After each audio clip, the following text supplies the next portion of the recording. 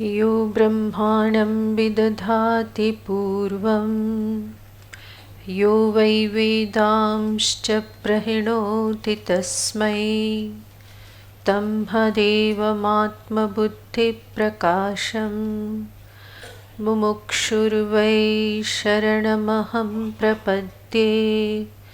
ॐ शान्ति शान्ति शान्तिः। सदाशिवसमारम्भां शङ्कराचार्यमध्यमाम् अस्मदाचार्यपर्यन्तां वन्दे गुरुपरम्पराम्। वन्दे गुरुपरम्पराम्।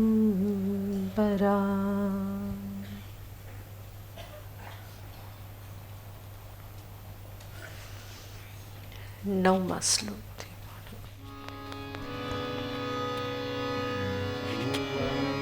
कश्चित् सर्वं सकलमपरस्त्वध्रुवमिदं परो द्रव्याद्रव्ये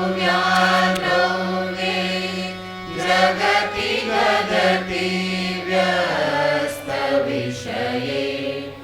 समस्तेऽप्येतस्मिन् पुरमथनतैर्विस्मित इव स्तुवज्जिह्वे विद्वान् न खलु ननु दृष्टा मुखरता तवैश्वर्यं यत्नाद्यदुपरि विरञ्चे हरिरधः परिच्छेतुं याता वनलमनलस्कन्धवपुषः ततो भक्तिश्रद्धा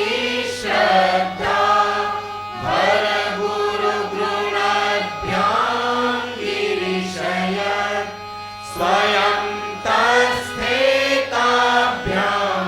तव किमनुवृत्तेन फलति अयत्नादापाद्य त्रिभुवनमवैरव्यतिकरं दशास्यो यद्बाहु न भृतरणकण्डूपरवशान् शिरः पद्मश्रेणी रचितचरणाम्भोरुहबले स्थिराया स्वद्भक्ते श्रीपुरहरविस्फूर्जितमिदम्।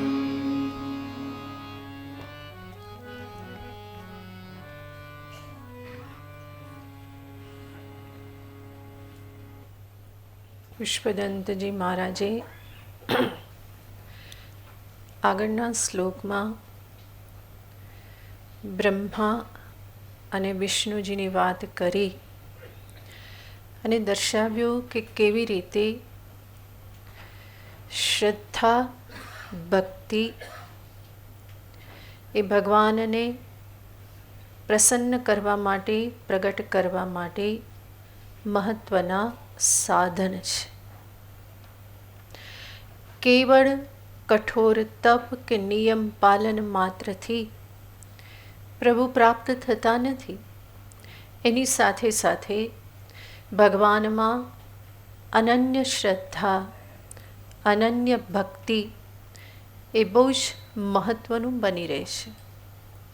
ત્યાં શ્રદ્ધા ભક્તિનું મહત્વ દર્શાવ્યું. હવે પછીના શ્લોકમાં ભગવાન સ્થિર ભક્તિનું મહત્વ જે દર્શાવે છે શાસ્ત્રમાં, એને જ અહીંયા પુષ્પદંતાચાર્યજી દર્શાવી રહેલા છે. અયત્નાદાપાદ્ય ત્રિભુવનમવૈરવ્યતિકરમ દશાસ્યો યદ્બાહુ નભૃતરણકંડુ પરવશાન. રાવણની વાત કરી રહેલ છે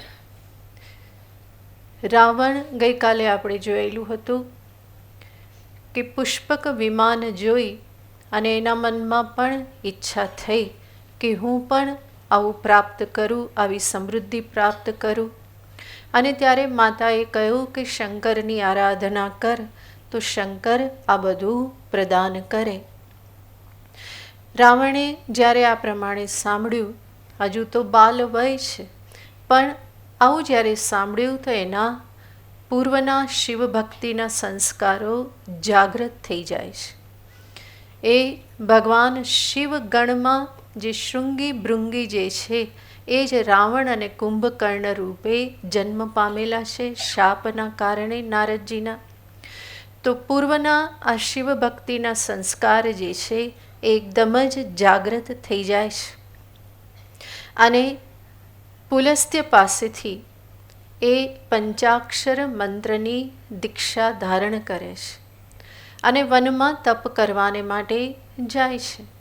રાવણ બહુ કઠોર તપ કરે છે, ઘણા વર્ષો સુધી તપ કરે છે. જ્યારે તપ કરવા ગયા ત્યારે તો એ નાની વય છે, પરંતુ એ યુવાન પણ થયા, મોટા પણ થયા, ત્યાં સુધી એની આ તપશ્ચર્યા ચાલુ છે. ઘણું ઉગ્ર તપ કર્યું, પરંતુ હજુ પણ શિવજી પ્રસન્ન થયા નથી. ત્યાર પછી રાવણ વિચારે છે કે પ્રભુ હજુ પ્રસન્ન ન થયા, હું અતિરુદ્ર કરું. તો એમણે અતિરુદ્ર યાગ કર્યો ભગવાન શિવજીને માટે પરમ શ્રદ્ધા સાથે, અને છતાં પણ શિવજીના દર્શન થતા નથી, શિવજી પ્રસન્ન થતા નથી. રાવણને થયું કે આટલું તપ કરું છું અને છતાં પણ હજુ પણ પ્રભુ પ્રસન્ન ન થયા, હવે આનાથી વિશેષ હું બીજું શું કરી શકીશ. એને થયું કે આવી રીતનું તો જીવન પણ વ્યર્થ છે. પ્રભુ પ્રસન્ન ન થાય તો એવા જીવનને હવે જીવીને શું કરવું. અને એટલે એણે નિશ્ચય કર્યો કે જે કંઈ પણ છે બધું જ શિવને અર્પણ કરી અને જીવનને સમાપ્ત કરી દઉં. એમના 10 મસ્તક છે. રાવણ એ મસ્તકમાં કમળની ભાવના કરે છે અને જે અતિરુદ્રને માટે જે અગ્નિકુંડ હતો યજ્ઞવેદી, એમાં એ શિવજીના ચરણની ભાવના કરે છે. તો શિવ ચરણમાં પોતાના મસ્તકરૂપી કમળ એને એ અર્પણ કરવાનો નિશ્ચય કરે છે. તલવારથી એક મસ્તક કાપ્યું અને અગ્નિકુંડમાં શિવ ચરણની ધારણા કરી અને એમાં એ અર્પણ કરે છે. આમ કરતાં કરતાં એ પોતાના 9 મસ્તક ભગવાન શિવના ચરણમાં અગ્નિકુંડમાં જે ધારણા કરેલી છે એમાં એ અર્પણ કરી દે છે. અને એણે તો નિશ્ચય જ કરેલો છે કે શિવ ન મળે તો જીવન વ્યર્થ, અને એટલા માટે છેલ્લું 10મું મસ્તક પણ કાપવાને માટે જ્યાં એ તલવાર ઉગામે છે ત્યાં ભગવાન સદાશિવ એની સામે પ્રગટ થઈ જાય છે. ભગવાન પ્રસન્ન થઈ અને રાવણની સામે પ્રગટ થયા. રાવણ પણ બહુ જ ખુશ થયા. તપશ્ચર્યાના ફલ સ્વરૂપે ભગવાન આશુતોષ એની સામે સાક્ષાત પ્રગટ થયેલા છે. એમના ચરણમાં રાવણે પ્રણામ કર્યા, પૂજન કર્યું. ભગવાન સદાશિવ કહે છે કે રાવણ માગ, તને શું જોઈએ. અને ત્યારે રાવણ જેના અર્થે તપ કર્યું હતું એણે કહ્યું, મને અતુલિત સંપત્તિ અને અપાર શક્તિ પ્રદાન કરો. ભગવાન શિવજીએ તરત એને કહ્યું, તથાસ્તુ. ભોલાનાથ છે ને, બધું તરત જ આપી દેશ. એમની શિવજીની એની એવી કૃપા રાવણને પ્રાપ્ત થઈ, એટલી બધી શક્તિ અને એટલી બધી સમૃદ્ધિ એને પ્રાપ્ત થઈ કે અંતે ત્રિભુવનનું રાજ્ય એની પાસે આવી જાય છે. બધા જ દેવતાઓ પણ એને વશ થઈ જાય છે. કેવી રીતે? અહીંયા કહેશે અયત્નાથ. બીજો કોઈ યત્ન એને કરવો નહીં પડ્યો, બીજા કોઈ યુદ્ધ નહીં કરવા પડ્યા. ભગવાન શિવે એને એટલી શક્તિ આપેલી હતી કે એ શક્તિ માત્રથી જ બધા ડરી ગયા અને બધા એને સમર્પિત થઈ ગયા. તો બધા જ દેવતાઓ પણ એના વશમાં આવી ગયેલા છે. કહેવામાં આવે છે કે એવા રાવણના રાજ્યમાં બધા દેવતાઓ એના મહેલમાં કામ કરતા હતા. કોણ શું કરતું હતું તો કહેવામાં આવે છે કે ઇન્દ્ર જે છે એ રાવણના બગીચામાં માળીનું કામ કરતા હતા. બધા જ દેવતાઓ આવું કામ કરે છે. ચંદ્ર હંમેશા રાવણની ઉપર છત્ર ધારણ કરીને રહે છે. અગ્નિ એના રસોઈયા બનીને રહેલા છે. વરુણ એના માટે જળ લાવે છે, જ્યાં જ્યાંથી આવશ્યકતા છે ત્યાંથી જળ પાણી ભરીને લાવે છે. વાયુ એના રાજ્યમાં કચરો કાઢે છે. સૂર્ય હંમેશા મશાલ ધરી અને ઊભા રહે છે. ગણેશજી એના પશુને ચરાવે છે. ગણેશજી પણ ત્યાં આવી ગયા. ગણેશજી એમના પશુને ચરાવે છે અને કાર્તિકેય જે છે એ રાવણના રથને હાંકે છે. એવું વરદાન આપ્યું ભગવાન સદાશિવે કે એમના બંને પુત્રો પણ અહીંયા નોકર બની ગયા. ગણેશ અને કાર્તિકેય કહેતા હશે કે પપ્પા આ શું કર્યું તમે? કેવું વરદાન આપી દીધું, અમને પણ અહીંયા નોકરીએ લગાડી દીધા, તમને છોડીને કૈલાસ છોડીને અમારે અહીંયા આ બધું કરવું પડે. આ તો કેવું વરદાન આપી દીધું. અને ત્યારે શિવજી શું કહેતા હશે? થઈ ગયું તે થઈ ગયું. આમાં કંઈ બીજું થઈ શકે એવું નથી. હવે જે તમારા પ્રારબ્ધમાં છે તમને મળ્યું, તમારે ઢોર ચડાવવાના છે કે પછી રથ હાંકવાનો છે, તો હવે એ મળ્યું, હું શું કરું? તો ભગવાન સદાશિવ આવા છે. એ કંઈ વિચાર કરતા નથી, બહુ ઉદાર છે. જે પણ જે માગે એને એ તરત જ આપી દે છે. ભગવાન શિવજી આ જે એમની લીલા જે છે એનાથી દર્શાવે છે કે એમના અંતરમાં કોઈ પક્ષપાત નથી. કોઈ દેવ એમની ઉપાસના કરે તો એમને પણ ફળ આપે છે, અને રાક્ષસ કોઈ દુષ્ટ પણ એમની ઉપાસના કરે તો ભગવાન એને પણ એની ઉપાસનાનું તપનું ફળ આપે છે. એટલું જ નહીં, બીજું અહીંયાથી સૂચિત થાય છે કે રાવણ અને કુબેર જેવાને પણ સંપત્તિ જોઈતી હોય તો કોની પાસે આવવું પડે છે? ભગવાન શિવજીની પાસે એને આવવું પડે છે. તો અહીંયા આ કથાનો ઉલ્લેખ કરીને જ પુષ્પદંતાચાર્યજી કહે છે, અયત્નાત આપાદ્ય, બહુ જ સહજ રીતે કોઈ યત્ન વગર ત્રિભુવનમ અવૈરવ્યતિકરમ, કે છે અવૈરવ્યતિકરમ યાને કોઈ પણ શત્રુ વિહીન, શત્રુ રહિત એવું ત્રિભુવનનું રાજ્ય આ રાવણે પ્રાપ્ત કર્યું. દશાસ્ય યાને રાવણે પ્રાપ્ત કર્યું. એટલું જ નહીં, એ જ શિવજીની કૃપાથી એ પોતે પોતાની 20 ભુજાઓને ધારણ કરે છે. આટલી બધી ભુજાઓને એ ધારણ કરનાર, અને કેવી ભુજા છે તો કે એ હંમેશા એમાં યુદ્ધ કરવાની ખંજવાળ આવ્યા કરે છે. કારણ કે એટલી બધી એમાં શક્તિ છે, એને હંમેશા એ શક્તિનું પ્રદર્શન કરવાની ઈચ્છા થતી રહે છે. આવા રાવણે શું કર્યું એના તપને દર્શાવતા કહેશે, શિરઃ પદ્મ શ્રેણી રચિત ચરણાંભો રૂહબલે હે. એણે શું કર્યું તો કે શિરઃ પદ્મ શ્રેણી, પોતાના મસ્તકની જ કમળરૂપ ધારણા કરી અને એની માળા એણે શિવચરણમાં અર્પણ કરી. 10 મસ્તક 9 મસ્તક એણે ચડાવ્યા અને એ કમળ સમાન એણે ચડાવેલા છે. તો એનો ઉલ્લેખ અહીંયા કરે છે કે શિરઃ પદ્મ શ્રેણી રચિત ચરણાંભો રૂહબલે. આની સાથે સાથે આચાર્ય કહે છે કે રાવણની આ કેવી ભક્તિ છે, અત્યંત સ્થિર દ્રઢ નિશ્ચયી ભક્તિ છે. અને સ્થિરાયાસ્ત્વદ ભક્તે હે ત્રિપુરહર વિસ્ફુરજિતમ ઇદમ. હે ત્રિપુરહર, ભગવાન શિવજીને સંબોધન છે. જેણે ત્રિપુરનું હરણ કરેલું છે એવા હે ત્રિપુરહર, આપની જ સ્થિર ભક્તિનું આ વિસ્ફુરજિતમ યાને ફળ છે. રાવણને પ્રાપ્ત થયેલી આ અતુલિત એવી શક્તિ અને અતુલિત સંપત્તિ જે છે એ કેવળ આપની ભક્તિનું જ પરિણામ છે. આપ કૃપા ન કરો તો કોઈને કંઈ પ્રાપ્ત થઈ શકે એવું નથી. અને સાથે સાથે આ ભક્તિ સ્થિર ભક્તિ છે. ભક્તિ માટે હંમેશા કહેવામાં આવે છે કે એ સ્થિર હોવી જોઈએ, દ્રઢ હોવી જોઈએ અને અનન્ય હોવી જોઈએ. સ્થિર યાને થોડું કષ્ટ સહન કરીને પણ પોતાના જે કંઈ પણ ભગવત સંબંધી ભક્તિ સંબંધી જે કંઈ પણ નિયમ છે એનું પાલન કરવું જોઈએ. કોઈ પણ નિયમનું પાલન કરવામાં થોડું ઘણું કષ્ટ તો સહન કરવાની તૈયારી હોવી જ જોઈએ. નહીં તો નિયમ લીધો, થોડું કંઈ કષ્ટ આવ્યું અને છોડી દીધો, ફરી નિયમ લીધો, થોડું કષ્ટ આવ્યું અને ફરી છોડી દીધો. તો એવી રીતે ના કરાય. એવી રીતે કરવામાં બહુ વિશેષ ફળ પણ મળતું નથી. મારી જે આંતરિક જે પરિવર્તન થવું જોઈએ, જે જીવનમાં જડમૂળથી પરિવર્તન થવું જોઈએ, એ દ્રઢ ભક્તિથી, સ્થિર ભક્તિથી થાય છે.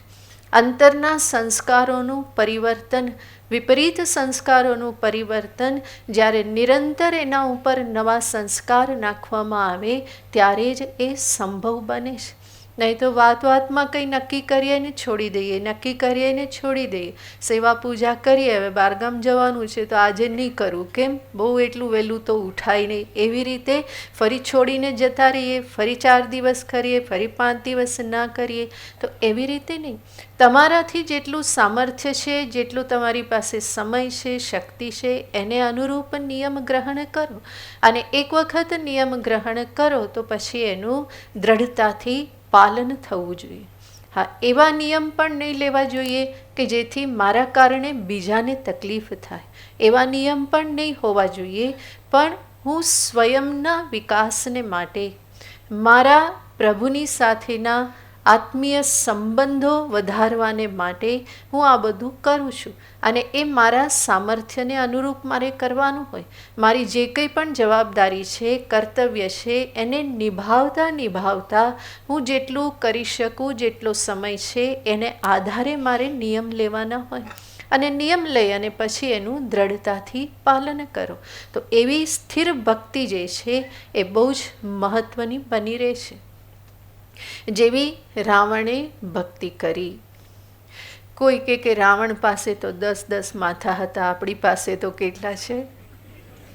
એક જ છે. અને એક તો રહેવું જરૂરી છે. એ જ ના રહે એટલું બધું તો અમે ના કરી શકીએ.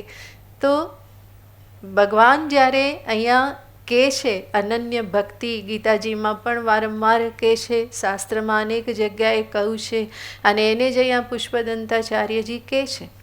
ત્યાં એવું નથી કે દરેકે મસ્તક ચડાવવું પડે, પણ મસ્તક ચડાવવાનો અર્થ છે પોતાના અહંકારને ઝુકાવવો. મસ્તક ઝુકાવવું એ ચડાવ્યું જ કહેવાય. સીધું રાખવું તો એનો અર્થ છે કે બચાવીને રાખ્યું, અક્કડ થઈને રહ્યા. તો એવું તો ભક્તિમાં ચાલતું નથી. તો મસ્તક ચડાવવું એનો અર્થ છે મસ્તક ઝુકાવવું, પોતાના અહંકારને ભગવાનને સમર્પિત કરવો. અને નિરંતર એ જોતા રહેવું કે જીવનમાં જે કંઈ પણ થાય છે એ એમના અનુગ્રહથી થાય છે, એમની કૃપાથી થાય છે, એને આપેલ શક્તિથી થાય છે. હકીકતમાં હું કંઈ કરતો નથી, મારા દ્વારા એ કરાવે છે. હું માત્ર નિમિત્ત છું. તો હું કરું એ છોડવું એ ભક્તિનું એક સ્વરૂપ છે. જ્યાં હુંની જગ્યાએ હંમેશા પ્રભુને સ્થાન આપવામાં આવે. આ જ ભક્તિનું સ્વરૂપ છે કે જ્યાં હુંને ધીમે ધીમે એક બાજુ કરી દેવામાં આવે છે. હું નહીં, હુંની સ્થાને કોણ છે? પ્રભુ છે. પ્રભુ તે કર્યું, તારા થકી થયું, તારી કૃપાથી થયું. આવી રીતે જીવનમાં સમજદારી વધતી જાય તો મારો અહંકાર જે છે એ ધીમે ધીમે શિથિલ થતો જાય. ભક્તિનું ફળ જીવનમાં આ જ મળવું જોઈએ કે મારો અહંકાર ગલન થાય. વારંવાર જે હુંકારો કરવાની જે ટેવ હોય એ ટેવ મિથ્યાભિમાન જ છે. હકીકતમાં એવું કંઈ છે જ નહીં. મારા હાથમાં કંઈ જ નથી. હું જે કંઈ પણ હું કરું છું, થોડુંક જો આમ તેમ થઈ જાય તો હું કંઈ કરી શકતો નથી. બધું જ એમાંથી જતું રહે છે. હું કહું કે આ બધું મારા હાથથી કરેલું છે, એ હાથમાં ક્યારે લક્કો મારી જાય ખબર પડતી નથી, કઈ ક્ષણે, અને એમાંથી કંઈ થતું નથી. બહુ પોતાની બુદ્ધિનું અભિમાન કરે, કંઈક ક્યાંક લાગી ગયું, હેમરેજ થઈ ગયું, બધું ભૂલાઈ જાય, કંઈ હાથમાં રહેતું નથી.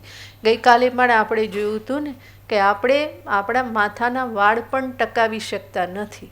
કેટલી મહેનત કરીએ તોય અંતે તો સપાટ થઈ જ જાય, હે, બધું ધીમે ધીમે ઓછું થતું જ જાય. તો કંઈ આપણે ટકાવી શકતા નથી કે કંઈ એવું કરી શકતા નથી. જેટલું પણ કરી શકીએ છીએ એની પાછળ એની શક્તિ કાર્ય કરે છે, એની જ કૃપા કાર્ય કરે છે. અને એને જોતા રહેવું એ વાસ્તવમાં બુદ્ધિમાની છે. હું કરું એની જગ્યાએ ઈશ્વરના હાથને જોવો, હું માત્ર નિમિત્ત છું, નિમિત્ત માત્રમ ભવ સવ્ય સાચીન. આ ભક્તિનું ફળ છે, અહંકારનું ગલન થવું. તો રાવણે જેવી સ્થિર ભક્તિ કરી એવી સ્થિર ભક્તિ, એવી દ્રઢ ભક્તિ, સમજદારીપૂર્વકની ભક્તિ દરેક જીવને માટે આવશ્યક છે. અનન્ય ભક્તિ, અનન્ય ભક્તિ અને એ નિષ્ઠા, એક નિષ્ઠા, ફરી ફરીને નિષ્ઠા બદલતી જાય એવું નહીં, એક નિષ્ઠાપૂર્વક અંતરમાં એ ભક્તિભાવ જળવાઈ રહે. રાવણ જેવી રીતે કલ્યાણને પામ્યા એવી રીતે કોઈ પણ જીવ જે છે એ શિવ ભક્તિ કરી, પોતાના ઈષ્ટની ભક્તિ કરી અને કલ્યાણને પામી શકે છે. અને બીજી રીતે પણ આખી જે રાવણની જે ભક્તિ છે એને એક અન્ય આધ્યાત્મિક દ્રષ્ટિએ પણ એને દર્શાવવામાં આવે છે કે રાવણ યાને કોણ છે? તો રાવણ પાસે બહુ બધી સંપત્તિ આવી તો એણે આ બધા દેવતાઓને બધાને વશ કરી લીધા, બધાને કામે લગાડી દીધા. એનો અર્થ શું થયો? તો કે રાવણ કેવો બન્યો? બધાને રડાવનારો થઈ ગયો. એટલી બધી શક્તિ સંપત્તિ પ્રાપ્ત થઈ કે કેવો થયો? બધાને રડાવનારો થયો. આવું રાવણ રૂપ એ આપણું પોતાનું મન છે. મન જ્યારે સમજદાર ન હોય તો એ મન જ મને વારંવાર રડાવે છે, હેરાન કરાવે છે. એ રાવણ મન એનો અર્થ શું? જે વારંવાર શું કરે? રાવ કરે. કાઠિયાવાડ સૌરાષ્ટ્રમાં રાવ કે, રાવ યાને ફરિયાદ, હે, આ બહુ રાવ કરે. કનૈયાની બહુ રાવ આવે યશોદામા પાસે અને એની બહુ ફરિયાદ. એ ફરિયાદને રાવ કહેવામાં આવે. રાવણ મન શું છે? રાવણ છે શું કર્યા કરે? તો કે રાવ કર્યા કરે, હંમેશા ફરિયાદ કર્યા કરે. આણે આમ કર્યું ને આણે આમ કર્યું, આણે આમ ના કર્યું, આણે આમ ના કર્યું. આને શું કહેવાય? ફરિયાદ કહેવાય.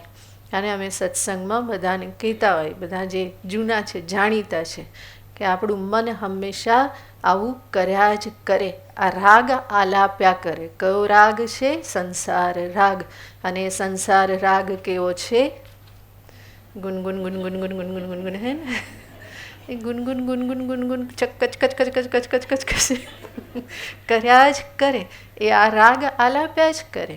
હંમેશા બીજા ઉપર દોષ, આણે આમ નહીં કર્યું પછી આમ જ થાય ને, આણે આમ કરવું જોઈએ, સમજતા જ નથી, આ બદલતા જ નથી, આવી રીતે સાંભળતા નથી, મારું કોઈ સાંભળતું નથી, મને ધ્યાનમાં લેતું નથી, મારી કોઈ કિંમત નથી, કેટલું કર્યું તોય કંઈ. આને શું કહેવાય? ગુનગુન ગુનગુન ગુનગુન કહેવાય. હે ને? આ ચાલુ જ રહે, ચાલુ જ રહે, એક રાગ આલાપવાનો. આ જ છે માનવનું મન, જે અપરિપક્વ મન છે. આવા મન સાથે ક્યારેય પણ સુખી થવાય નહીં. તો એ મન કે જે રાવણ રૂપ, આ મસ્તક રૂપ જે છે, એ મન અને એની સાથે 10 ઇન્દ્રિય જે છે, આ 10 ઇન્દ્રિય અને મન આ બધાને ક્યાં સમર્પિત કરવાના છે? ઈશ્વર ચરણમાં સમર્પિત કરવાના છે. એનામાં એ લાગી રહે, એનું ચિંતન કરે, એનું ગ્રહણ કરે. એ એક ભક્તનું જીવન છે. અને એ જ અહીંયા આધ્યાત્મિક દ્રષ્ટિએ દર્શાવવામાં આવે છે. આ રાવણની આ પ્રમાણે તપશ્ચર્યા દર્શાવી. હવે બહુ સ્વાભાવિક છે કે જ્યારે બહુ શક્તિ, બલ, સંપત્તિ આ બધું આવી જાય તો એની સાથે સાથે શું આવે? ગર્વ પણ આવે, અભિમાન પણ આવે. અને રાવણને પણ એવું થયું. તો એવો ગર્વ આવે તો ફરી એનું હરણ કરવા પણ કોણ આવે? ભગવાન જ આવે. તો ભગવાન ગર્વનું પણ હરણ કરે છે. તો એ જે રાવણ ગર્વ હરણની જે કથા જે છે એનું આગળમાં 12મા શ્લોકમાં કથન કરે છે.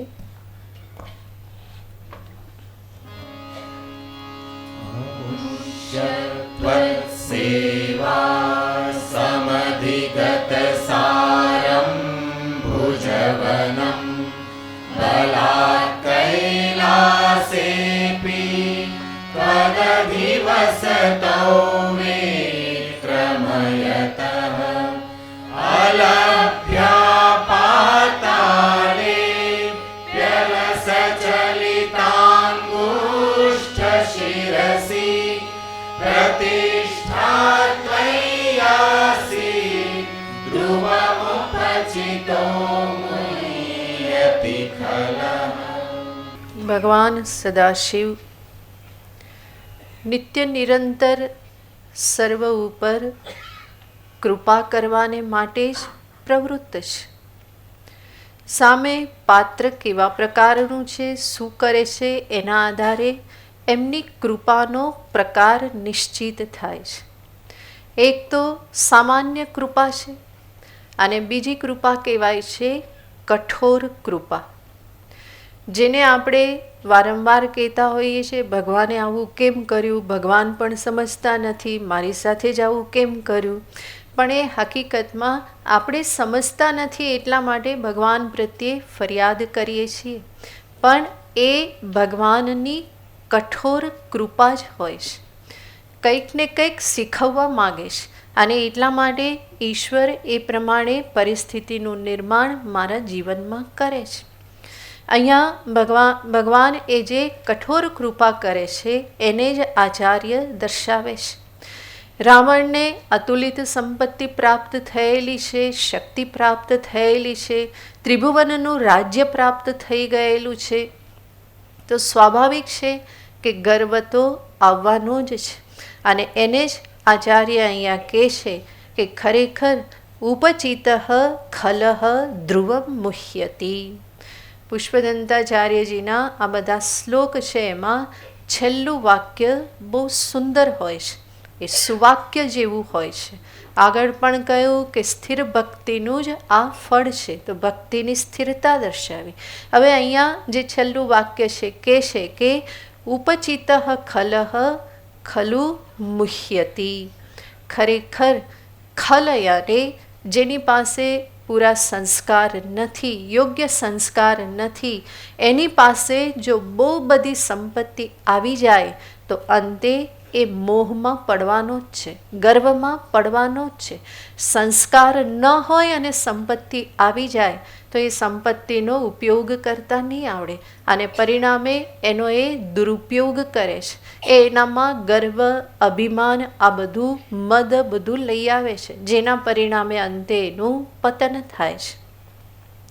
અહીંયા પણ કથા કહેવામાં આવે છે કે રાવણની માતા, જેનું નામ છે કૈકસી. આ કૈકસી એ પણ ભગવાન શિવના પરમ ભક્ત હતા. એ જ સંસ્કાર પણ રાવણને પણ પ્રાપ્ત થયા. તો કૈકસી શિવજીના મહાન ભક્ત હતા અને એ હંમેશા ભગવાન શિવજીનું પૂજન કરતા રહેતા. એમાં પણ જ્યારે શ્રાવણ મહિનો આવે તો પંચધાનમાંથી એ પાર્થિવ લિંગને નિર્મિત કરતા. પાર્થિવ લિંગ એટલે જરૂરી નહીં કે માટીમાંથી જ બનેલું હોય. પંચધાન એ પણ પૃથ્વી તત્વ જ છે અને એમાંથી બનેલું લિંગ પણ પાર્થિવ લિંગ જ કહેવાય. તો પંચધાન એને ભેગા કરી, એના લોટને ભેગા કરી અને કૈકસી હંમેશા પાર્થિવ લિંગનું રોજ નિર્માણ કરે અને એ પાર્થિવ લિંગને એ પોતાની હથેળીમાં જ ધારણ કરતા. હથેળીમાં ધારણ કરી અને એમનું જે કંઈ પણ માનસ પૂજા કરી અને પછી શિવજીનું ધ્યાન કરે. તો આવી રીતે એક શ્રાવણ માસમાં એ પાર્થિવ લિંગનું નિર્માણ કરી અને ભગવાન શિવજીના ધ્યાનમાં મગ્ન હતા. એવામાં ઇન્દ્ર આવ્યા અને એમણે પાર્થિવ લિંગ ચોરી લીધું અને સમુદ્રમાં નાખી દીધું. શા માટે આવું કર્યું ખબર? ગુસ્સો હતો ને, એના ઘરે કામ કરવું પડતું હતું. માળી તરીકે રાવણના ઘરે કામ કરતા હતા ને, તો ગુસ્સો ક્યારેક તો નીકળે ને, અને ક્યાં કાઢે? રાવણ ઉપર તો કઢાય નહીં. એટલા માટે માતાજી જે સરળ ભાવથી સેવા કરતા હતા તો એનું લિંગ ઉપાડીને સમુદ્રમાં ફેંકી દીધું. આ બાજુ કૈકસી જાગ્યા, ધ્યાનમાંથી જ્યારે એ જાગ્યા તો એમણે જોયું કે એમની હથેળીમાં લિંગ નથી. ધ્યાનમાં એટલા મગ્ન હતા કે ચોરી કરી લીધી ઇન્દ્રએ તો એમને ખ્યાલ નહોતો આવ્યો. પણ જ્યારે ખુલી આંખો તો એમને બહુ દુઃખ થયું અને એ બહુ જ શોકગ્રસ્ત થયા કે આવું કેમ થયું, શિવજી નારાજ થયા, મારી કંઈ ભૂલ થઈ ગઈ, કેમ આવું થયું. અને માતાને જ્યારે આવી રીતે વિક્ષિપ્ત જોયા તો રાવણ કહે છે કે માં એમાં શું મોટી વસ્તુ, બીજું લિંગ આપણે લઈ આવીએ કે. તો કે ના, હું એ બીજું નહીં લઉં. અરે કે આ તો પાર્થિવ હતું, હું તમને રત્નમંડિત લિંગ સરસ મજાનું લાવી આપું, તમે એની પૂજા સેવા કરો, આમાં શોક આટલો શું કરો છો. તો કૈકસી કે ના, મને તો એ જ લિંગ જોઈએ, પાર્થિવ લિંગનું જે હું નિર્માણ કર્યું અને જેમાં શિવજીનું આવાહન કર્યું એ જ લિંગ મને તો જોઈએ. માં માનતી નથી. અને ત્યારે રાવણના મનમાં વિચાર આવ્યો કે હવે માં તો માનતા નથી અને શોકગ્રસ્ત રહે છે, એમનું મન ઉદાસ રહે છે, એનું એ લિંગ તું પાછું આવશે નહીં, ખબર નહીં. પણ એક કામ કરું, હું શિવજીને જ અહીંયા લઈ આવું કૈલાસ સહિત. એટલે માં ખુશ કે અંતે તો એમને શિવજી જ જોઈએ છે ને. તો એમણે નક્કી કર્યું કે હું કૈલાસ સહિત શિવજીને લઈ આવું. અને રાવણે કૈલાસને ઉખેડવાનું શરૂ કર્યું. શક્તિ તો એટલી બધી છે ને કે એને થાય કે હું આમ ખાડીને સીધો લઈ જઈશ અને શિવજી તો એના ઉપર જ રહે છે, સાથે સાથે આવી જ જશે. તો એણે કૈલાસને ઉખાડવાનું શરૂ કર્યું અને ઘણું બધું ખોદી નાખ્યું અને એને ઉખાડવા માટે એ મહેનત કરતો રહે. કૈલાસ આખો હલવા લાગ્યો. પાર્વતીજી ડરી ગયા. ભગવાન શિવજીને કહેશે કે પ્રભુ આ શું થઈ રહેલું છે, કૈલાસ પર ભૂકંપ આવ્યો કે શું કે. ત્યારે શિવજી કહે છે કે ના દેવી, કંઈ થયું નથી, આ તો કે મારો પેલો બાળક છે ને એ થોડી જરાક રમત કરે છે. રાવણ કે બાળક છે ને કે મારું કે ભક્ત છે એ થોડી રમત કરી રહે છે. પણ ધીમે ધીમે કૈલાસ બહુ ડોલવા લાગ્યો અને દેવીને પણ બહુ ડર લાગવા માંડ્યો. ત્યારે ભગવાન શિવજી સમજી ગયા કે આ રાવણનું જ કામ છે અને આ એના ગર્વના કારણે એ આવું કાર્ય કરી રહેલો છે. એના ગર્વનું હરણ કરવું જ રહ્યું. અને એટલા માટે ભગવાન શિવજીએ દેવીને બાજુમાં બેસાડ્યા અને પોતાના પગનો અંગૂઠો જરાક એમણે દબાવ્યો. જરાક અંગૂઠો દબાવ્યો અને કૈલાસ સડસડાટ પાતાળ ભેગો થઈ ગયો. એની સાથે નીચે રાવણ પણ નીચે દબાતું ગયું. તો છેક પાતાળમાં પણ એને જગ્યા મળતી નથી. એનાથી પણ ઊંડે રાવણ દબાઈ ગયા. આવી રીતે જ્યારે થયું તો રાવણને સમજાયું કે આ મારું અભિમાન હતું, મારો ગર્વ હતો. મારા ઈષ્ટ શિવને આવી રીતે મારે હેરાન કરવાના ના હોય, એમના સ્થાનને લઈ જવાની ગૃષ્ટતા મારે કરવાની ના હોય. તો રાવણ ખૂબ રડે છે. એ જે નીચે દબાયેલા છે ખૂબ રડે છે અને કહે છે કે રાવણે ત્યાં 1000 સામગાનની ઋચાઓનું ગાન કર્યું, સામવેદની ઋચાઓનું ગાન કર્યું. અને એના થકી ભગવાન શિવજીને એને પ્રસન્ન કર્યા અને ત્યાંથી એ મુક્ત થયા. સાથે એવું પણ કહેવાય છે કે આ સામગાન કર્યું અને નારદજીની પ્રેરણાથી રાવણે વીણા સહિત તાંડવ સ્તોત્રનું ગાન પણ કર્યું. વીણા તો ત્યાં ક્યાં હતી? ત્યાં કે રાવણ કે હું વીણા ક્યાંથી લાવું કે તમારી તો તમે આપશો નહીં કે નારદજી કે મારી ના આપું કે. પણ કે તું એક કામ કર, તારી પાસે આ મસ્તક છે, હાથ છે, એક હાથ કાપી નાખને એક મસ્તક જોડી દે તો શું થઈ જશે? વીણા થઈ જશે. અને બીજા કોઈ હાથમાંથી નસ બસ લઈ લે, તાર બનાવી દે અને એનાથી તું ગાન કર. તો રાવણે એ પ્રમાણે કર્યું અને એના થકી એણે તાંડવ સ્તોત્રનું ગાન કર્યું, જે આજ પણ ઉપલબ્ધ છે. તાંડવ સ્તોત્ર રાવણકૃત છે. આનાથી ભગવાન શિવજી પ્રસન્ન થયા અને એને ત્યાંથી મુક્તિ આપી. જે નીચે દબાઈને રહેલા હતા ત્યાંથી એ મુક્ત થયા. તો આ જે આખી કથા જે છે એનું નિરૂપણ આ શ્લોકમાં કરેલું છે. અમુષ્યત્વત સેવા સમધિગત સારમ ભુજવનમ. આપણી જ સેવાના કારણે જેણે આ ભુજાઓ, બલવાન ભુજાઓ બધી પ્રાપ્ત કરેલી હતી અને એને બલાત કૈલાસેપી ત્વદધિવસતો વિક્રમયત. એ ભુજબળ આખું જે છે એણે ક્યાં અજમાવ્યું? તો કે આપના જ કૈલાસ પર અજમાવ્યું. આપના જ નિવાસસ્થાનને આવી રીતે એણે ઉખેડવાનો પ્રયત્ન કર્યો. અને ત્યારે અલભ્યા પાતાલે અપી અલસ ચલિતામ અંગુષ્ઠ શિરસી. એ ભગવાને જે અંગુષ્ઠ દબાવ્યો જેના પરિણામે પાતાલમાં પણ એને ગતિ મળવી બહુ મુશ્કેલ થઈ ગઈ. પ્રતિષ્ઠા ત્વયી આસીત ધ્રુવમ પચિતો મુહ્યતિ ખલહ.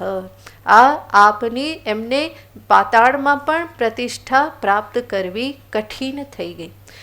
ખરેખર જ્યારે દુષ્ટ મનુષ્ય પાસે સંપત્તિ આવે તો એ મદ મોહમાં એ હંમેશા પડી જાય છે. આજકાલ પણ આપણે જાણીએ જ છીએ, જ્યારે એવા હાથમાં સંપત્તિ આવે તો એનો કેવો દુરુપયોગ થાય, કેવી ગાડી ભગાવે ને કેટલાને મારી નાખે. આ સંપત્તિ જે એ સંપત્તિનું આ પરિણામ છે, સંસ્કાર નથી. કોઈ સંસ્કાર નથી, મા બાપ તરફથી એ સંસ્કાર આપવામાં આવતા નથી અને આવી સંપત્તિ ભેગી થયેલી છે અને એને આવી રીતે આપી દેવામાં આવે સંતાનોને, તો સંતાનોને તો કિંમત નથી, એને પોતાની સંપત્તિની કિંમત નથી, એમની પાસે સંસ્કાર નથી અને એમને બીજાના જીવનની, બીજાના કષ્ટોની પણ એને કોઈ ખબર જ નથી, કોઈ કિંમત નથી. અને એટલા માટે આવી સંપત્તિ શું કરે છે? મોહમાં નાખી દેશે, ગર્વ લાવી દેશે અને જેના પરિણામે એ પાપ જ ભેગા કરે છે, ન કરવાના કામ કરે છે અને પરિણામે પાપ જ ભેગા કરે છે. પોતાનું જીવન પણ બરબાદ કરે, બીજાને પણ કષ્ટ આપે. તો એને જ અહીંયા આચાર્ય કહે છે ઉપચિત ખલહ ધ્રુવમ મુહ્યતિ. ખરેખર દુષ્ટ મનુષ્ય પાસે સંપત્તિ આવે તો એ ગર્વ જ કરે છે, મોહિત થાય છે અને પરિણામે શું થાય? ક્યારેક ને ક્યારેક એનું પતન તો થવાનું જ છે. જેવી રીતે રાવણનું થયું, પાતાળમાં જવું પડ્યું, દબાઈ ગયા. કેટલો બધો ગર્વ હતો, અતુલિત શક્તિ હતી, પણ ભગવાને એ ગર્વનું હરણ કર્યું. મોટે ભાગે એટલા માટે જ કહેવામાં આવે છે કે જે ચડે તે પડે. બહુ ચડે અને વિવેક ન રાખે તો અંતે એ પડવાનો જ છે. અને આ ઈશ્વરનું શાસન છે, આવી જ રીતે એ કાર્ય કરે છે. આપણને સ્વાભાવિક પ્રશ્ન થાય કે આવું જ છે તો પછી ભગવાન એમને વરદાન કેમ આપે છે? વરદાન એટલા માટે આપે છે કે કર્મ કરે છે તો કર્મનું ફળ તો મળે જ. કર્મફળના સિદ્ધાંત કામ કરે છે. એમાં દુષ્ટ વ્યક્તિ પણ તપસ્યા કરે, એ પણ આવી રીતે ભક્તિ કરે તો એને પણ એનું ફળ તો મળે જ છે, વરદાન આપે છે. પણ જે કંઈ પણ વરદાનથી પ્રાપ્ત થાય છે, ફરી એનો જો યોગ્ય ઉપયોગ ન કરે તો ફરી એ જ કર્મફળના સિદ્ધાંતથી ફરી એની બુદ્ધિ કેવી થઈ જાય છે? વિપરીત થઈ જાય છે. વિનાશ કાળે વિપરીત બુદ્ધિ. તો આ બુદ્ધિ જ બગડે છે, જેના પરિણામે ફરી એનું પતન શરૂ થાય છે. કહેવામાં આવે છે સુભાષિતમાં, શાસ્ત્રમાં, કે દેવતાઓ જેની રક્ષા કરવા માગે છે એને ક્યારેય એ દંડ લઈને કોઈનાથી રક્ષા કરતા નથી, પરંતુ રક્ષા કરવી હોય તો શું કરે છે? એને સદ્બુદ્ધિ આપે છે. અને જ્યારે એને વિપરીત દંડ આપવાનો હોય તો ત્યારે શું કરે છે? એને એની બુદ્ધિને ફેરવી દે છે, દુર્બુદ્ધિ આપે છે. તો અહીંયા પણ રાવણના અંતરમાં એ દુર્બુદ્ધિ સૂજી કે હું શિવજીના સ્થાનને જ ઉપાડીને લઈ આવું. તો આ દુર્બુદ્ધિનું પરિણામ શું આવ્યું? અંતે ગર્વહરણ, પતન, એ જ એનું પરિણામ આવ્યું. આ રીતે આ રાવણ ગર્વની કથા આ શ્લોકમાં દર્શાવ્યા પછી આગળના શ્લોકમાં ભગવાન બાણાસુર પર જે કૃપા કરે છે એની આચાર્ય વાત કરે છે.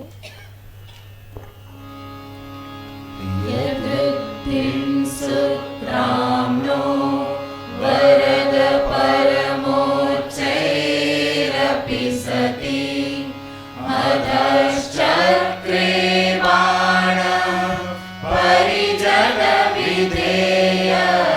त्रिभुवनः न तच्चित्रं तस्मिन् परिवसितरित्वच्चरणयो न कस्याप्युन्नत्यै भवति शिरसस्त्वय्यवनतिः.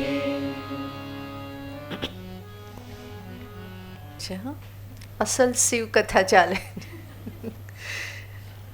આ શ્લોકમાં પણ બાણાસુર પર જે ભગવાને કૃપા કરી એનું નિરૂપણ પુષ્પદંતાચાર્યજી કરે છે કે છે આપે એવી બાણાસુર પર કૃપા કરી અને એને પણ એટલી શક્તિ અને સંપત્તિ આપી કે ઇન્દ્રની સંપત્તિ પણ એની સામે ઝાંખી પડી ગઈ. યદૃદ્ધિમ સૂત્રામણો વરદ પરમોચ્ચૈરપી સતીમ અધશ્ચક્રે. ભગવાનને સંબોધન છે હે વરદ. ફરી ફરીને આમાં આ સંબોધન આવે છે કારણ કે ભોલાનાથ બધાને વરદાન જ આમાં આપી રહેલા છે. જે માગે એને બધું આપી રહેલા છે. ભોલાનાથ છે, માગે એટલે આપે છે, બહુ જલ્દી પ્રસન્ન થઈ જાય છે. આશુતોષ કહેવામાં આવે છે. તો વરદ એ ભગવાન શિવજીનું જાણે કે મુખ્ય લક્ષણ છે અને એના આધારે આ નામ વારંવાર અહીંયા આચાર્ય કહે છે કે હે વરદ, વરદાન આપનાર હે શિવજી. સૂત્રામણઃ રુદ્ધિમ. સૂત્રામાય અને ઇન્દ્ર, અને ઇન્દ્રની જે સમૃદ્ધિ, ઇન્દ્રની સમૃદ્ધિ કેટલી બધી છે. અનેક પ્રકારે એની પાસે એવી વિલક્ષણ વસ્તુઓ છે. ઐરાવત હાથી છે, ઉચ્ચૈશ્રવા ઘોડા છે, ચિંતામણી છે. એટલું જ ને, એની પાસે કામધેનુ પણ છે, કલ્પવૃક્ષ છે, અપ્સરાઓ છે, અમૃત છે. આ બધું જ ઇન્દ્ર પાસે છે. અને એ સિવાયની બીજી બધી સંપત્તિઓ જે છે, સ્વર્ગનું રાજ્ય આદિ, એ બધું તો અલગ. તો એની આવી સંપત્તિને પણ ઝાંખી પાડી દેનાર. યદૃદ્ધિમ સૂત્રામણો પરમોચ્ચૈ અપી. ઉત્કૃષ્ટ સંપત્તિ છે એને પણ અધશ્ચક્રે, એને પણ એણે નીચી પાડી દીધી. કોણે? તો કહેશે બાણઃ પરિજન વિધેય ત્રિભુવન. બાણાસુર જે છે એણે, અને એને શું પ્રાપ્ત થયું? તો કે ત્રિભુવન. ત્રિભુવન પરિજન વિધેય. ત્રણેય ભુવન જાણે કે એના સેવક બની ગયા. સમસ્ત ભુવન પર જાણે કે એણે રાજ્ય સ્થાપિત કરી દીધું અને બધા જાણે કે એના સેવક બની ગયા. એવી એણે સંપત્તિ અને શક્તિ પ્રાપ્ત કરી. આવું કહી અને પુષ્પદંતાચાર્યજી કહેશે ન તચ્ચિત્રમ. એમાં કંઈ આશ્ચર્યની વાત નથી, કારણ કે તસ્મિન વરિવસિતરી ત્વચ્ચરણયોઃ ન કસ્યાપ્યુન્યતે ભવતી અવનતિ.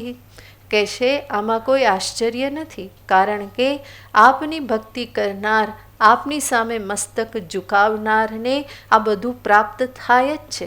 એવો કોણ છે કે જે આપના ચરણમાં મસ્તક જેણે ઝુકાવ્યું અને એને જોઈએ તે પ્રાપ્ત ન થયું હોય? એવું કોણ છે? યાને કોઈ જ નથી. આપના ચરણમાં મસ્તક ઝુકાવવાનું ફળ, આવું અનન્ય ફળ જરૂર પ્રાપ્ત થાય જ છે, જેવું બાણાસુરને પ્રાપ્ત થયું. બાણાસુર પણ ભગવાન શિવજીના અનન્ય ભક્ત છે. જેવી રીતે રાવણ, એવી જ રીતે આ પણ બાણાસુર અસુર છે. પ્રહલાદ પુત્ર બલિ, બલિના પુત્ર બાણાસુર. તો એ ભગવાન શિવજીના પરમ ભક્ત છે.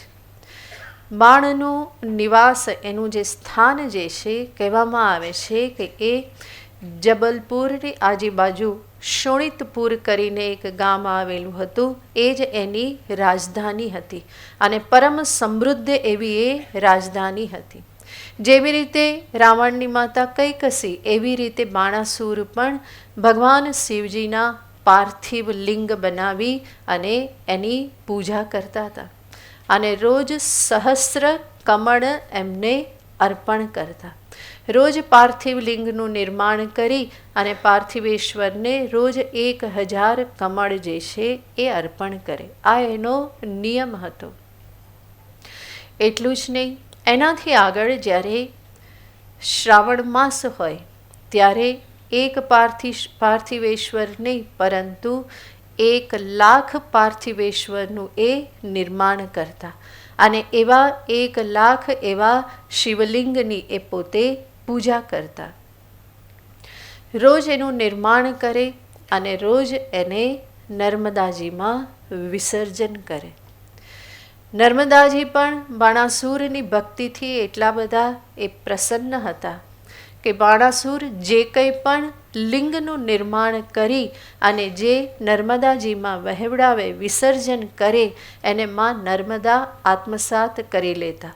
યાને એ લિંગને એ પોતાના જલમાં ઓગાળતા નહોતા, પરંતુ જેવા હતા એવાને એવા જ રાખતા.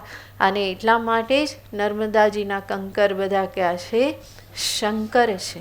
અને એ શિવલિંગ જે છે નર્મદાજીમાં, એને આપણે આજે પણ બાણલિંગ કહીએ છીએ. એ બાણલિંગથી પ્રસિદ્ધ છે. નર્મદેશ્વર કો કે બાણલિંગ કો એ બંને એક જ છે. તો બાણલિંગથી આજે પણ પ્રસિદ્ધ છે. તો આવી રીતે આખા શ્રાવણ માસમાં એ આવા લિંગ નિર્માણ કરી અને ભગવાનની ઉપાસના કરતા હતા. આવી રીતની એની પૂજા ભક્તિથી ભગવાન શિવજી બહુ પ્રસન્ન હતા. અને એ પ્રસન્નતા સાથે જ એમણે એને ઘણી બધી ભુજાઓ આપેલી હતી. 1000 હાથ આપેલા હતા. અને 1000 હાથ, બે બાજુ 1000 તો કેટલા થયા? 2000 એવા હાથ આપ્યા હતા. બાણાસુર એક વખત ભગવાન શિવજીની આ પ્રમાણે પૂજા કરી, આરાધના કરી, ધ્યાન કર્યું અને એના પરિણામે એના અંતરમાં એટલી બધી પ્રસન્નતા આવી, એટલા બધા એ ખુશ થયા. હંમેશા ભગવાનની સેવા પૂજા પછી અંતરમાં શું થવું જોઈએ? ખુશી થવી જોઈએ, પ્રસન્નતા થવી જોઈએ. એ હું જે કરું ત્યારે જ એટલા પ્રેમ ભાવથી કરું કે એ પૂર્ણ થાય તો મને અંતરમાં શું થાય? પ્રસન્નતા થાય. એવું નહીં થવું જોઈએ કે હાસ પૂરું થઈ ગયું કે આજે કરવાનું કામ પૂરું થઈ ગયું, નિયમ હતો, લીધો તો, કરવાનું હતું અને આજનું પૂરું થઈ ગયું. અધિક માસ છે, નિયમ લીધો છે, 11 માળા કરીશું. એ 11 માળા થઈ જાય તો આમ ખુશી થવાને બદલે શું થાય? હાશ થઈ ગઈ, નિયમ આજનો પૂરો થઈ ગયો. એવી રીતે નહીં, પણ એને એટલું પ્રેમથી કરીએ કે કર્યા પછી મારા અંતરમાં પ્રસન્નતા રહે, ખુશી રહે. એવું પણ ના હોવું જોઈએ કે સેવા પૂજા કરી અને પછી ગુસ્સો આવ્યો. લોકો દૂર ભાગે. સેવા પૂજા કરતા હોય ત્યાં સુધી બીજા બધાને શાંતિ હોય અને પૂરી થાય એવા બધા ડરી ડરીને દૂર ભાગે કે હવે ઊભા થવાના છે. તો એવું નહીં હોવું જોઈએ. એ બધું કરીને ગુસ્સો આવે, વ્યવહાર આપણે આમ તેમ કરી નાખીએ, એવું નહીં. ભક્તિ તો એ છે કે જે મને સર્વમાં ભગવાનના દર્શન કરાવે. તો અંતરમાં પ્રસન્નતા થવી જોઈએ. બાણાસુરને એટલી બધી પ્રસન્નતા થઈ કે જેના પરિણામે એના જે 1000 હાથ હતા એનાથી એણે ખૂબ તાલીઓ પાડી, ખુશ થઈ. અને એણે જ્યારે ખુશ થઈએ, બહુ સરસ થાય તો બધા શું કરે? તાલીઓ પાડે ને. તો બાણાસુરે પણ ખૂબ તાલીઓ પાડી.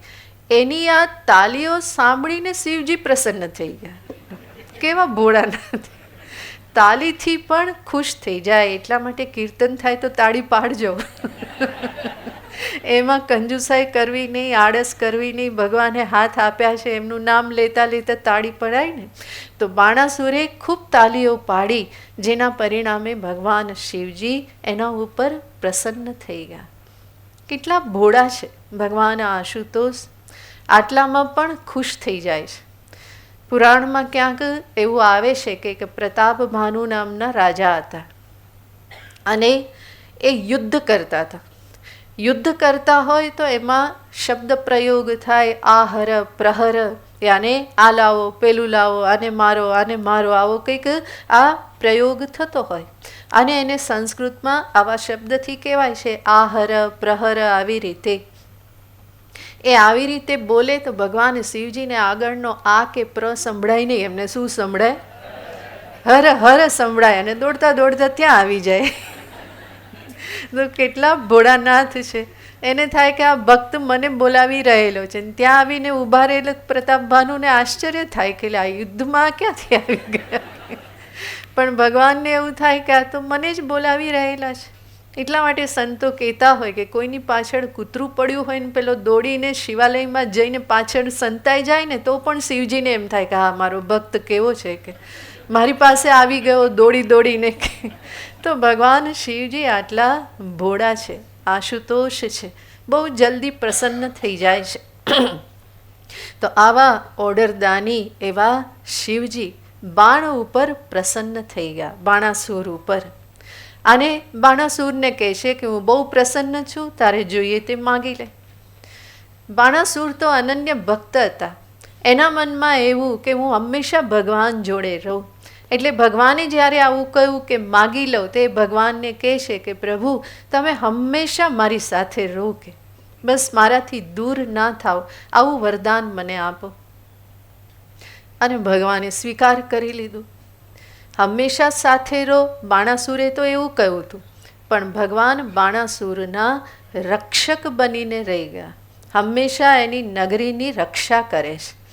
બાણાસુરને તો એવું નહોતું કે ભગવાન દ્વારપાલ કે રક્ષક બને, પણ ભગવાને એ જ સ્વીકારી લીધું કે તારે એટલું જ જોઈએ છે ને કે હું તારી સાથે રહું, ગમે તે રીતે રહું. ભગવાનને થયું કે એના મહેલમાં ક્યાં રહો, એના કરતાં આપણે બહાર બેઠા હોય એ તો સારું, આમે એમને એવું જ ગમે. અને એટલા માટે રક્ષક બનીને રહ્યા. તો આવા બાણાસુરની અહીંયા વાત છે, જેમાં આચાર્ય પુષ્પદંતજી કહે છે કે આવા બાણાસુરને જે તમે આ સંપત્તિ શક્તિ જે બધું વરદાન પ્રદાન કર્યું એમાં ન તચ્ચિત્રમ, કોઈ આશ્ચર્ય નથી, આશ્ચર્યની વાત નથી. કારણ કે આપનું શરણું લેનાર આ બધું પ્રાપ્ત કરે જ છે. આપના ચરણમાં મસ્તક નમાવે તો કોની ઉન્નતિ થતી નથી. કસ્યાપ્યુન્નત્યેય ન ભવતી શિરસસ્ત્વયી અવનતિઃ. આપના ચરણમાં મસ્તક ઝુકાવ્યું તો કોની ઉન્નતિ નથી થતી, અને સર્વની ઉન્નતિ થાય જ છે, એમાં કોઈ શંકાને સ્થાન જ નથી. ભગવાનના ચરણાર વિંદનો આશ્રય લે તો એની ઉન્નતિ થવાની જ છે. આ કથા કર્યા પછી હવે આગળ હજુ એક પ્રસંગ જે ભગવાન શિવજીના ચરિત્રમાં બહુ જ મહત્ત્વનું સ્થાન રાખે છે એવો પ્રસંગ છે ભગવાન શિવજીનું હલાહલ પાન કરવું. એનો નિર્દેશ આગળ 14મા શ્લોકમાં કરે છે. અકાંડ બ્રહ્માંડ ક્ષયચકિત દેવાસુર કૃપા વિધેયસ્યાસિદ્ય શ્રીનયન વિષમ સંહૃતવતઃ સકલ્વાશ કંઠે તવ ન કુરુતે ન શ્રિયમહો વિકારોપી શ્લાઘ્યો ભુવન ભયભંગ વ્યસનિનઃ. સમસ્ત સૃષ્ટિના કલ્યાણને અર્થે, રક્ષણને અર્થે ભગવાને જે હલાહલ પાન કર્યું એ અદ્ભુત ભગવાન શિવજીની લીલા, એનું નિરૂપણ આચાર્ય આ શ્લોકમાં કરે છે અને કહે છે કે ખરેખર આપ કેવા છો તો કે આપને એક વ્યસન છે. શું વ્યસન છે? જ્યાં પણ ભીડ પડે ભક્તોની, જ્યાં પણ ભીડ પડે, જ્યાં પણ જરૂર હોય ત્યાં દોડીને પહોંચી જવું. ભુવન ભંગ વ્યસનિનઃ. ભગવાન શિવજી માટે આ બહુ સરસ શબ્દ અહીંયા પુષ્પદંતાચાર્યજીએ વાપરેલો છે. ભુવન ભંગ વ્યસનિનઃ. ભુવનમાં જ્યાં પણ કંઈ દુઃખ છે તો એ દુઃખને દૂર કરવાને માટે જેને વ્યસન લાગેલું છે, આદત પડેલી છે, તો ભગવાન શિવજીને આવી આદત છે. ભુવન ભય ભંગ, જ્યાં પણ ભય થયો તો એને દૂર કરવો એ એનું વ્યસન છે. વ્યસન કોને કહેવાય? તો કે જેના વગર રહી ના શકાય, અને એમાં પણ જો જોવામાં આવે એને તો માંડ છોડ્યું હોય તો પણ ફરી પાછું એ ગ્રહણ થઈ જાય. તો એવું એ વ્યસન ભગવાન શિવજીને શું વ્યસન છે?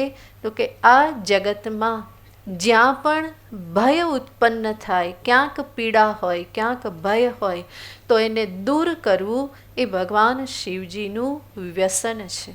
તો કહેશે ભુવન ભય ભંગ વ્યસનીન, ભગવાન શિવજી આવા છે. અને એને કથા રૂપે દર્શાવતા કહે છે અકાંડ બ્રહ્માંડ ક્ષય.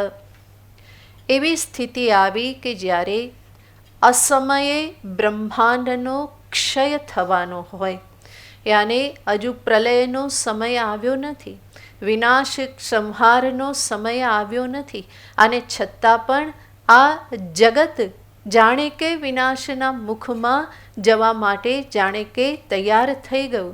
અકાંડ બ્રહ્માંડ ક્ષય, સમસ્ત બ્રહ્માંડનો ક્ષય થવાનો હોય અકાળે, એવી સ્થિતિ જ્યારે આવી ગઈ તો ત્યારે ભગવાન આ પ્રમાણે ભુવન ભય ભંગ વ્યસની થઈ અને ઉપસ્થિત થઈ જાય છે. અકાંડ બ્રહ્માંડ ક્ષય ચકિત દેવા સુર કૃપા વિધેયસ્ય.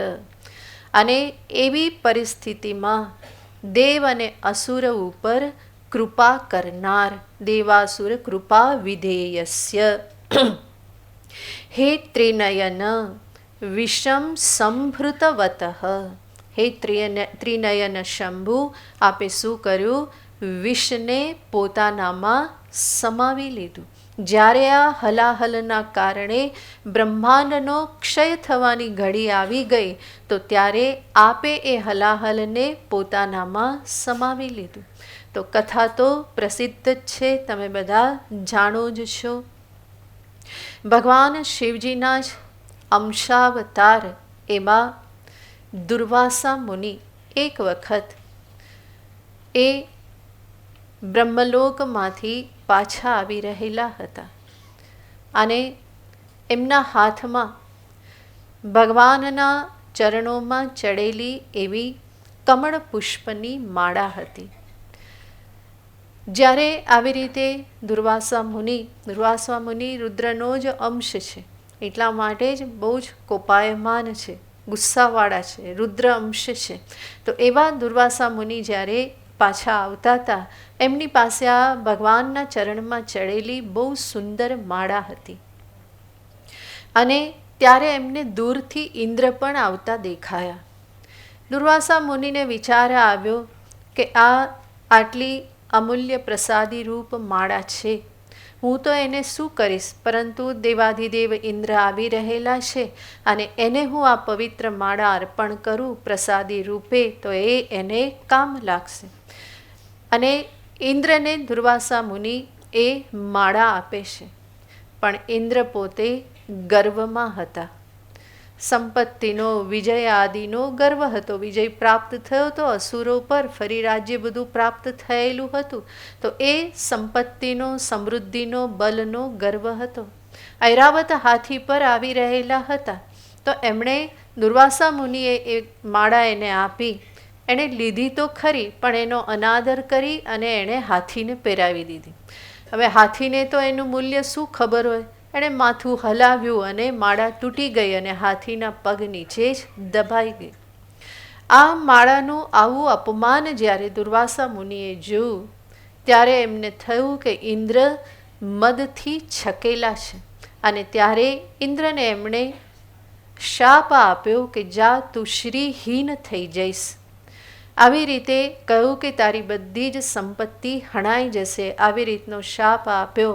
અને ખરેખર એવું જ થયું, બધું જ હણાઈ ગયું, અસુરો બધું લઈ ગયા અને પરિણામે રસ્તા પર આવી ગયા. આવી રીતે જ્યારે દેવતાઓ રસ્તા પર આવી ગયા, કંઈ એમની પાસે રહ્યું નહીં, બધું જ હણાઈ ગયું, અસુરોથી છુપાઈને રહેવું પડતું હતું. આ સ્થિતિનો અંત કેવી રીતે આવે? ફરી બધા દેવતાઓ બ્રહ્મા પાસે ગયા. બ્રહ્માજી કહેશે કે આનો ઉપાય તો વિષ્ણુજી બતાવે. બધા વિષ્ણુ પાસે ગયા. વિષ્ણુજી કહેશે કે ઉપાય કોણ બતાવશે? શિવજી બતાવશે. ના, આ ઉપાય તો વિષ્ણુજીએ જ બતાવ્યો, શિવજીએ નહીં. હા, વિષ્ણુ પાસે ગયા અને બધા દેવતાઓ કહે છે ત્યારે ભગવાન વિષ્ણુ કહેશે કે સમુદ્રનું મંથન કરો, એમાંથી અમૃત મેળવો. પણ આ કામ કરતી વખતે અસુરોને સાથે લઈને ચાલવું પડશે, સુમેળ સાથે ચાલવું પડશે. વિરોધ પક્ષમાં રહીને કરશો તો નહીં થાય, સાથે રહીને કરવું પડશે. તો દેવ અને અસુર સાથે રહી અને સમુદ્રનું મંથન કરે છે. કથા બહુ જ લાંબી છે, વિસ્તૃત છે. અત્યારે બધી કથા કરવા નહીં બેસું. આ બધી કથાઓ વિસ્તારથી સાંભળવું હોય તો ભાગવત કથા સાંભળવા આવજો, એમાં આ કથાઓ બધી આવશે. અત્યારે એટલો સમય નથી, કારણ કે શિવ મહિમના ઘણું ગંભીર સ્તોત્ર છે અને મારે ગાડી બહુ ભગાવવી પડે છે. આના આખા સ્તોત્રને સરખી રીતે ન્યાય આપવો હોય તો મહિના જેટલો સમય જોઈએ, અને આપણે કેટલામાં પૂરું કરવાનું છે? 9 દિવસમાં. આજે કેટલા દિવસ થઈ ગયા? એટલા માટે ગાડી થોડી ભગાવવી પડે. તો તમે જાણો જ છો આ કથા તો સમુદ્ર મંથનની.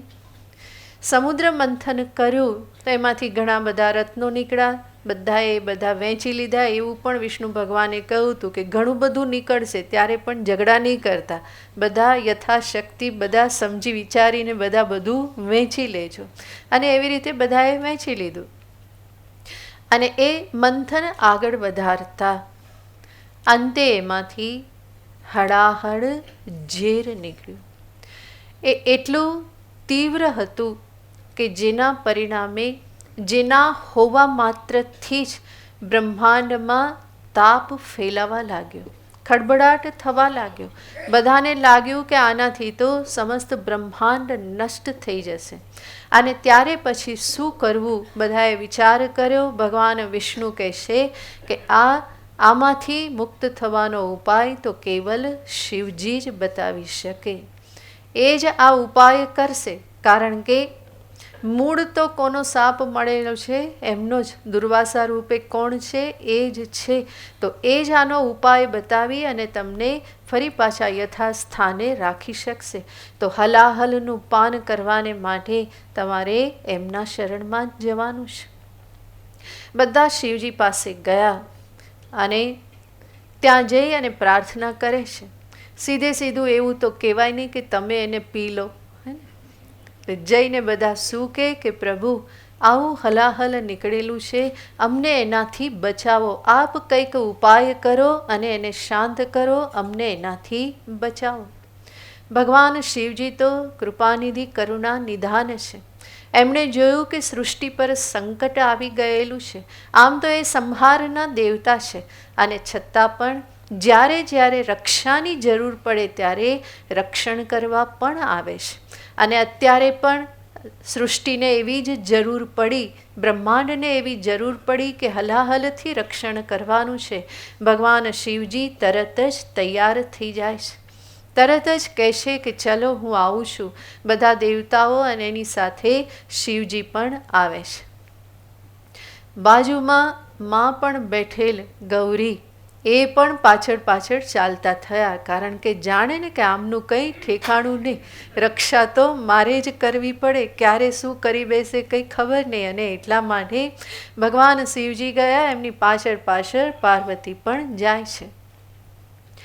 આ બાજુ ભગવાન વિષ્ણુ તો આરામથી એક બાજુ બેઠેલા ઊંઘેલા છે, કારણ કે એમણે પણ સમુદ્ર મંથન કરેલું હતું ને, તો થાક લાગ્યો. તો આમે સૂવાની તો બહુ ટેવ છે, અનંત શયન છે. એટલા માટે એમને થયું કે હવે કામ કોણે કરવાનું છે? શિવજીએ કરવાનું છે. તો એ તો એક બાજુ આરામ કરતા હતા. ભગવાન શિવજી આવ્યા અને એમણે હલાહલ પોતાની અંજલિમાં લીધું અને એનું પાન કરવા લાગ્યા. બધું પાન થયું, બધાને શાંતિ થઈ, પણ દેવી છે એ ડરી ગયા, દોડીને શિવજી પાસે ગયા અને એમનું ગળું પકડી લીધું અને તરત જ કહેશે કે હે પ્રભુ, આનાથી આગળ આને ના જવા દેતા, બસ જ્યાં છે ત્યાં જ એનું શમન કરી દો, એનાથી આગળ ના વધે. આવી રીતે ત્યાં ભગવાને એ ઝેરને અટકાવી દીધું, જેના પરિણામે એકનું ગળું જે છે કેવું થઈ ગયું, નીલ થઈ ગયું. અને ભગવાન શું કહેવાયા? બોલ નીલકંઠ ભગવાન કી જય. ભગવાન નીલકંઠ કહેવાય. આમ તો ભગવાન શિવજીનું સ્વરૂપ કેવું છે? કર્પૂર ગૌરમ, એકદમ જ ગૌર વર્ણ છે, શ્વેત વર્ણ છે, અને એમાં આ કંઠ કેવો થઈ ગયો? નીલકંઠ થયો. તો ભગવાન શિવજીનું આ નીલકંઠ જે છે એ એમનું આ કરુણા સ્વરૂપ જ દર્શાવે છે. સમસ્ત સૃષ્ટિના રક્ષાને કાજે સ્વયં આ હલાહલનું પાન કર્યું. અને કહેવામાં આવે છે કે ખરેખર જે પ્રભુ છે એ પ્રભુ વાસ્તવમાં સામર્થ્યશાળી છે એવું શેના આધારે કહેવાય? એ દીનનું પરિપાલન કરે એમાં જ એની પ્રભુતા રહેલી છે. ભાગવતમાં આ પ્રમાણે કહેવામાં આવ્યું છે, એતાવાનેવ પ્રભોરર્થો યદ્દીન પરિપાલનમ. પ્રભુ યાને સમર્થ હોવું, એનું સામર્થ્ય હકીકતમાં ક્યાં પ્રગટ થવું જોઈએ? બીજાને દબાવવામાં નહીં, પરંતુ એનું પરિપાલન કરવામાં, દીનનું પરિપાલન કરવામાં. એટલા માટે ભગવાનનું બીજું નામ છે આર્તત્રાણપરાયણ. આર્તત્રાણપરાયણ ગંગાધરેશ્વર. એ ગંગાધરેશ્વર કોણ છે? તો કે આર્તત્રાણપરાયણ. જ્યાં પણ એને પોકાર કરવામાં આવે તો ત્યાં એ દોડીને પહોંચી જાય છે. એનું રક્ષણ કરવાને અર્થે ભગવાન પહોંચી જાય છે. સર્વત્ર ભગવાનના સ્વરૂપ આવા જ છે. હંમેશા જ્યાં એનો પોકાર કરવામાં આવે તો એ દોડીને આવે જ છે. જ્યારે અંતરનો નાદ હોય તો અને એવો પોકાર થાય કે મારો રોમ રોમ એ પોકાર કરતો હોય તો પરમાત્માએ હાજર થવું જ પડે છે. જેવી રીતે ગજેન્દ્રની રક્ષા કરવા આવ્યા, ભગવાન કેવા દોડી દોડીને રક્ષા કરવા આવી જાય છે. ગજેન્દ્રએ જ્યારે પોકાર કર્યો, ભગવાન બેઠા હતા એવા જ તરત જ ચાલતા થઈ ગયા. એનો પોકાર સાંભળીને એ પોતાનું વાહન ગરુડને પણ બોલાવતા નથી. ભગવાન વિષ્ણુ એકદમ જ ચાલતા થઈ ગયા. એ તો પાછળથી ગરુડજી જોવે ને દોડતા દોડતા આવ્યા, કે છે પ્રભુ પ્રભુ મારા પર બેસી જાઓ, હું તૈયાર જ છું. અને પરિણામે ભગવાન વિષ્ણુ ગરુડ પર બેઠા. કોઈ પણ આયુધ પણ એમણે લીધા નહીં, શંખ ચક્ર ગદા આ બધું હતું. એમણે પણ જોયું કે પ્રભુ જઈ રહ્યા છે, બધા દોડી દોડીને આવ્યા, પ્રભુ અમારો સ્વીકાર કરો, અમારો સ્વીકાર કરો. ત્યારે ભગવાને એ બધા આયુધ પણ ધારણ કર્યા. તો આવી રીતે ભગવાન હંમેશા પોકાર સાંભળે તો આવવામાં વાર લગાડતા નથી, તરત જ દોડી દોડીને આવે છે. દ્રૌપદીનો પોકાર સાંભળ્યો અને જેવી અનન્ય શરણાગતિ ત્યાં પ્રગટ થઈ, ભગવાન વસ્ત્ર રૂપે પણ પ્રગટ થઈ ગયા. આજ તો ભગવાનની ભગવત્તા છે. આવી રીતે જ્યારે એ પ્રાર્થના સાંભળે તો એની ઉપેક્ષા એ કરી શકતા નથી. માત્ર ગજેન્દ્ર કે દ્રૌપદી નહીં, મીરાનો પોકાર સાંભળી અને એનું ઝેર પણ ભગવાન પી ગયા. એટલું જ નહીં, નરસિંહના કેટલા કામ કર્યા. તો એ પરમાત્મા માત્ર ત્યારે જ આવે છે એવું નથી. આજે પણ પ્રભુને એવી રીતે બોલાવવામાં આવે તો પ્રભુ જરૂર પધારે જ છે. શ્રદ્ધા હોવી જોઈએ, અંતરમાં એ ભાવ, એ પોકાર હોવો જોઈએ. તો જરૂર જ્યારે જ્યારે આવશ્યકતા પડે અને એને બોલાવવામાં આવે, જ્યારે દિલથી એવો પોકાર થાય તો પ્રભુ જરૂર રક્ષા કરવાને માટે આવે જ છે. તો આવા શિવજી દોડી દોડીને આવ્યા અને હલાહલ પાન કર્યું. એને અહીંયા દર્શાવે છે પુષ્પદંતાચાર્ય, અકાંડ બ્રહ્માંડ ક્ષય ચકિત દેવા સુર કૃપા વિધેય. ભગવાન કહેવા છે આ અકાંડ, અકાલે બ્રહ્માંડનો ક્ષય થતો જોઈ અને દેવ અને અસુર જ્યારે ચકિત થઈ ગયા, ભયભીત થઈ ગયા, ત્યારે એના ઉપર કૃપા કરવાને માટે ભગવાન શિવજી આવી ગયા. અને જે ભગવાન શિવજીનો કંઠ જે નીલકંઠ થયો એના માટે આચાર્ય અહીંયા કહેશે સકલ્માશ કંઠે તવ ન કુરુતે ન શ્રિયમહો, કહેશે કે હે પ્રભુ, આ જે આપને જે કલ્મશ જે કાળો ડાઘ લાગ્યો કંઠમાં, એ શું આપની શોભામાં વધારો નથી કરતો? યાને વધારો જ કરે છે, શોભા જ પમાડે છે. એ કોઈ કલંક નથી લાગતું, પરંતુ એ તો જાણે કે આભૂષણ થઈ ગયું. જાણે કે ભગવાને શું પહેરેલું છે? નેકલેસ પહેરેલો છે અને એ બહુ જ શોભા આપે છે. શ્વેત વર્ણમાં આવી રીતનો નીલકંઠ જે છે એ બહુ જ શોભા આપે છે. કે છે સકલ્માશ તવ કંઠે અહો શ્રિયમ ન કુરુતે ઇતિ ન, યાને શોભા નથી આપતો એવું નથી, બહુ જ શોભા આપે છે. વિકારોપી શ્લાઘ્યો ભુવન ભયભંગ વ્યસનીન, કે છે એ વિકાર છે અને છતાં પણ કેવો છે? તો કે શ્લાઘ્ય, એ પ્રશંસનીય છે. વિકાર યાને જે હતું એ જ બદલાઈ ગયો ને. ભગવાનનું શ્વેત વર્ણ હતો એ કેવો થઈ ગયો? નીલ વર્ણ થઈ ગયો. તો જરૂર ડાઘ છે, પણ ડાઘ હોવા છતાં પણ એ કેવો છે? શ્લાઘ્ય યાને પ્રશંસનીય છે. કારણ કે એ ડાઘ શેના કારણે લાગ્યો છે? સૃષ્ટિની રક્ષા કરવાના કાજે લાગેલો છે.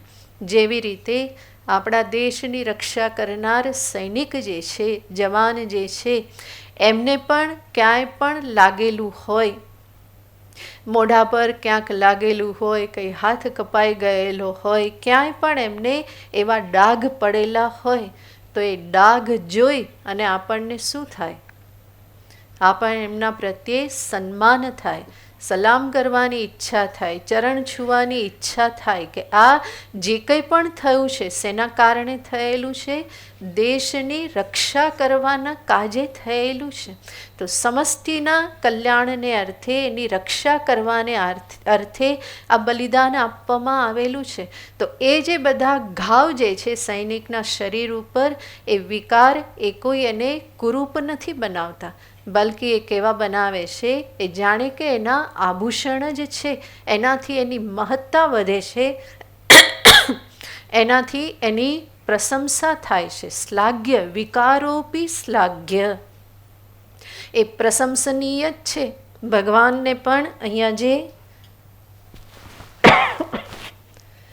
આ નીલકંઠ પ્રાપ્ત થયો કે છે એ પણ કેવો છે? શ્લાઘ્ય, એ પણ પ્રશંસનીય છે. કોના માટે? ભુવન ભયભંગ વ્યસનીન, કારણ કે આ શેના કારણે પ્રાપ્ત થયું? બ્રહ્માંડની રક્ષાના કાજે આ પ્રમાણે પ્રાપ્ત થયેલું છે. તો આચાર્ય અહીંયા હવે ભગવાનની લીલા કથન કરવામાં બરાબરના વાચાળ થઈ ગયા છે. હવે કંઈ વધારે વિચારવું પડતું નથી, કોઈ ચિંતા નથી થતી કે હું સ્તુતિ કરીશ તો કોણ શું કહેશે ને કેવી રીતે લેશે ને ભગવાનની સ્તુતિ થશે કે નહીં. હવે તો એક એક લીલાઓનું સ્મરણ કરી અને એટલું સુંદર રીતે એ નિરૂપણ કરી રહેલા છે અને શિવજીને કેટલા બધા લાડ લડાવી રહેલા છે. આપ તો આ પ્રમાણે છો, આપની ભક્તિનો અપાર મહિમા છે, એનું અપાર ફળ છે, આપ આવા કરુણા નિધાન છો, સંહારના દેવતા હોવા છતાં પણ આપ કેવા છો?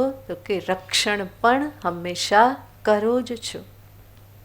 એવું કહેવામાં આવે છે કે ભગવાન શિવજી અને ભગવાન વિષ્ણુ આ બંનેમાં કે છે ભગવાન શિવજી જે છે એ બધાને બહુ જ સમૃદ્ધિ આપે છે. અને જે એને ભજે શું આપે છે? કીધું ને, બાણાસુર, રાવણ, આ બધાને શું આપ્યું? તો કે અપાર સમૃદ્ધિ આપે છે. સાથે સાથે મુમુક્ષુને મોક્ષ પણ આપે છે. ભગવાન વિષ્ણુ માટે કહેવાય છે કે જે એને ભજે, જે એના શરણે જાય, કહે છે કે એની સંપત્તિ હું બધી હરી લઉં છું. ભગવાન શિવજી બધાને સંપત્તિ આપે છે અને ભગવાન વિષ્ણુ શું કરે છે? તો કે જે મને ભજે એનું બધું હરી લઉં છું. શા માટે? તો કે બધું હરી લઉં પછી એણે કંઈક કરવાનું રહે નહીં ને, એટલે વધારે ભજે કે. તો બીજા કે ના ના, એવું કારણ નથી. મુખ્ય કારણ તો એ જ છે કે લક્ષ્મી એમની છે, એ પોતે પોતાની પાસે જ રાખવા માગે છે. આ તો જીવ એમની પાસેથી પરાણે લઈ લે છે અને એમને એ ગમતું નથી, એટલા માટે એ જે કંઈ પણ છે એ લઈ લે છે. લક્ષ્મી આપતા નથી, એમને તો એમની પાસે જ રાખવી છે, કારણ કે લક્ષ્મી એમને બહુ જ પ્રિય છે એટલા માટે.